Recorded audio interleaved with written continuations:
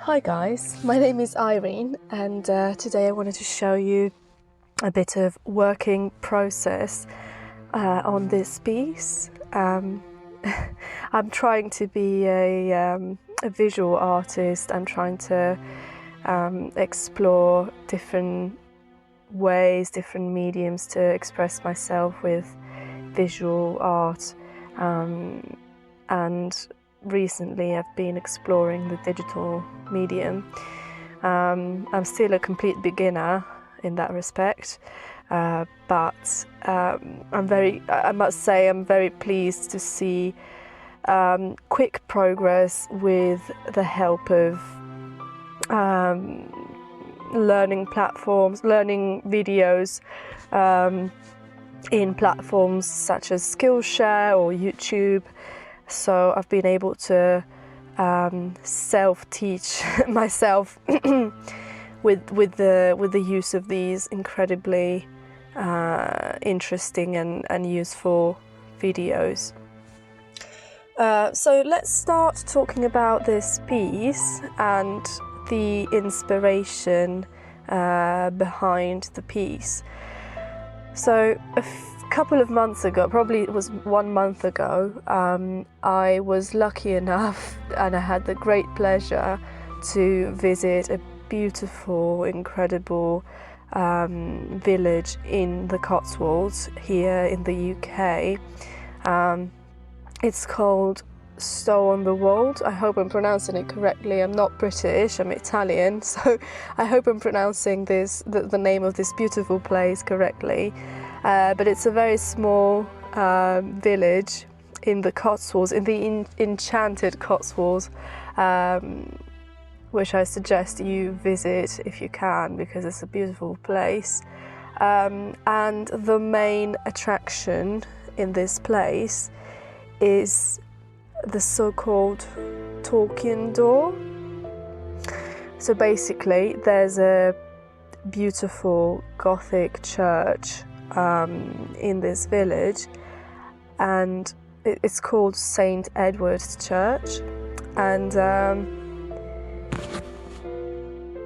the back entrance is, you can see it in the picture on the left, that's a picture I took myself, is a marvelous, incredible medieval wooden door, not surrounded, but like framed by two beautiful trees. I can't remember now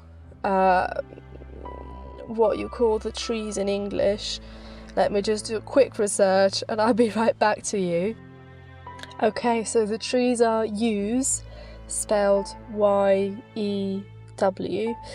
and yes, it's all medieval, it's so beautiful, and rumour has it that apparently the Lord of the Rings author Tolkien, J.R.R. Tolkien, basically saw the door, saw the trees, this beautiful entrance, and basically took inspiration from it.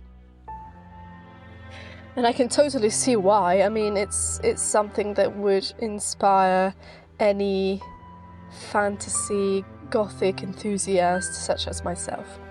And yes, so as I should mention, the picture is a picture I took, the picture of the door, and then the other reference pictures that you are seeing me use are taken from the internet, but I'm trying my best, and I think I succeeded in not making my artwork resemble the reference pictures too much, because that would be copyright breach.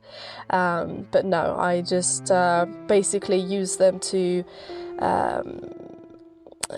observe the overall shape and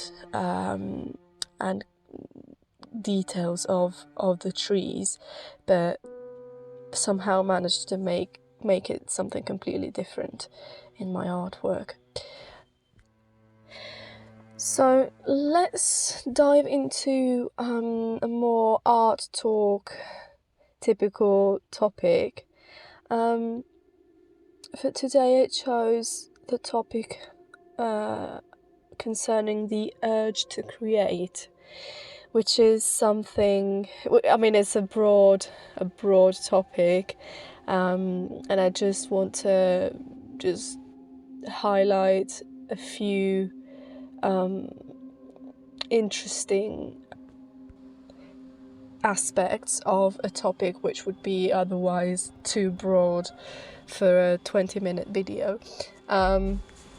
But if you're an artist, if you're a crafter, someone who enjoys creating, doesn't have to be professionally, but if you do it as a hobby, if you do it just every now and then, but you've certainly felt this urge to create, no matter the medium you used, no matter if you if you do it as a profession or not. But what is it for you? What does it mean to you? What does the urge to create mean to you? To me personally, is something that rules my days and changes my mood. It's something that completely determines the my day.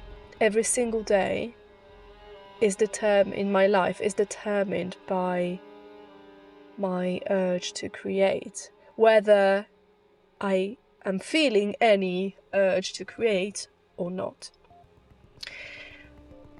So my days are basically a endless swinging between not feeling inspired at all, feeling totally uninspired, totally useless, and feeling this compelling urge to create immediately, having all these ideas in my mind and needing to make them somehow happen, either on paper or canvas or with the jewelry I make. And this can be very frustrating because this basically what I feel when I have these mood swings related to my creativity.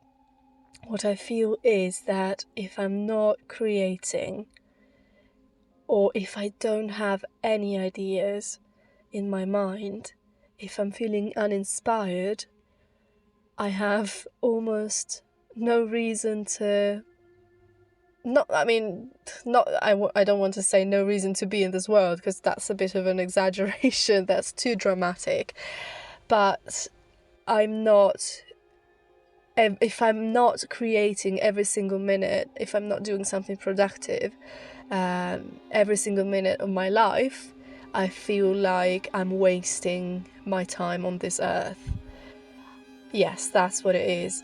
I'm wasting it, and therefore I start self-deprecating thoughts, and I start just go into this spiral of really, really unpleasant thoughts about myself, and I feel very down, and I start to see all the negatives in my life. I mean, not that I have many, I'm very lucky I have many positives in my life, but even the little things, I mean, it's just a very bad place to be in when you're an artist or a creative person and you're really not inspired. And at the same time, as beautiful and refreshing as it can be when you finally get that spark of inspiration and you feel that urge to create, that makes you feel like you finally have a purpose in this world, and that artwork that you're working on in that moment, that is it, that's the artwork, that's something that will change your life. It doesn't. It never does. It does very gradually, but when you are doing it, it feels like that's it. It's gonna make your career start take a whole new direction. Just that single artwork is never like that. It's always obviously a process. It's a long and slow process, but you get that illusion that your idea is the best idea in that moment, and it's wonderful, and you just need to create. And that makes you feel incredibly good.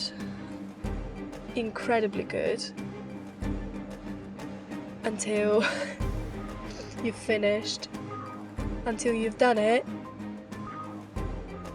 And then you put it out in the world, you share it, you put prints on sale, you put the original piece on sale, whatever, you advertise it, you have all these expectations, and you think people will drown you in positive comments because you think you just created something beautiful, and then because of the issues of current social media algorithms and all that stuff, you don't get the recognition you were expecting, and you start to look at your artwork and think, do you know what, actually it's probably not that good. It's probably not that incredibly groundbreaking or life-changing as I thought. And then doubt starts to creep in again, and you start to get uninspired because you don't get that recognition, because you start to doubt yourself and see all the faults, the little faults in your artwork. And sometimes it's a good way to, seeing the faults, because obviously there will be always faults. It's a good way to explore new way. Take lessons, or try to find out what you did wrong, what you did not wrong, but something you didn't like, and try to make it better, which is inspiring. But sometimes you just look at it and think, I'm never gonna be an artist. I'm never gonna be a full-time artist. I'm never be able to pay my bills just out of my art career. And that can get very, very uninspiring and demotivating. So it's a loop. It's a constant, everlasting loop. And I feel like I never learn. When I'm on in a very good mood, I am able to see the loop and acknowledge the fact that it's a loop. It's like a spinning wheel, and I will feel absolutely great one day, and then I will feel uninspired, and it will feel like it won't end. This status of total apathy and lack of inspiration. It feels like it will never end, and you won't be able to create anything anymore at all. And then something sparks your imagination, sparks your inspiration again, and then you see the loop. But when you're in the dark place, when you're in the uninspired phase, you don't see the loop. you just think, that's it, this is it, I'm not going to make anything anymore, I'm not going to find inspiration anymore, why am I even doing this, and what's my purpose, this should be something I'm good at, and what is my purpose if I can't do it? But then fortunately somehow inspiration strikes again, and you're able to see more objectively the whole process. I just want to mention very quickly what's going on in the painting right now. The photo reference I'm using at the moment, well, not at the moment, just a couple of minutes ago, was a picture from the Grotte di Nettuno in my hometown in Alghero, which is a beautiful, not submerged, but like sea cave. It's a beautiful seaside cave.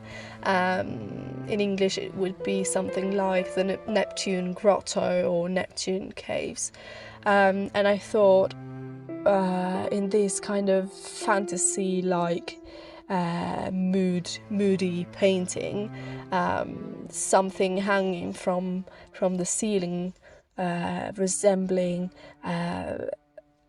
a grotto or a cave, a sea cave, would be very cool. So I decided to incorporate that, and especially because it's something that is part of my of who I am, because it's from my hometown.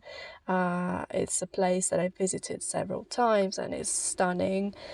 Yeah, so that was the previous picture. The picture I'm using now is a Pompeii road.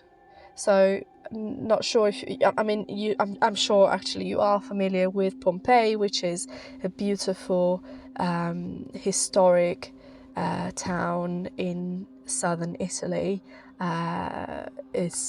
It was almost completely destroyed in Roman times by the eruption of Vesuvio, and now it's a beautiful, incredibly beautiful historical archaeological site, and I wanted to make to paint some pebbles. I wanted to make some pebbles, a pebble road, and I found this picture of Pompeii, a Pompeii road, and I thought this would really help me. This would be a very good reference and help me paint this pebble road, which in the end ended up being very different, and you wouldn't, I don't think you would ever recognize the reference photo if you saw the painting, just the painting itself, but it was a very good reference photo and inspiration, and I'm very proud to say that I used meaningful references for this painting. Alright, thank you very much for watching, guys. Don't forget to subscribe if you liked this video, to like it and subscribe it, because that shows me that I should make more content like this. And also, please, if you like my art, please follow me on Instagram and on my Redbubble page and my Society6 page. Thank you.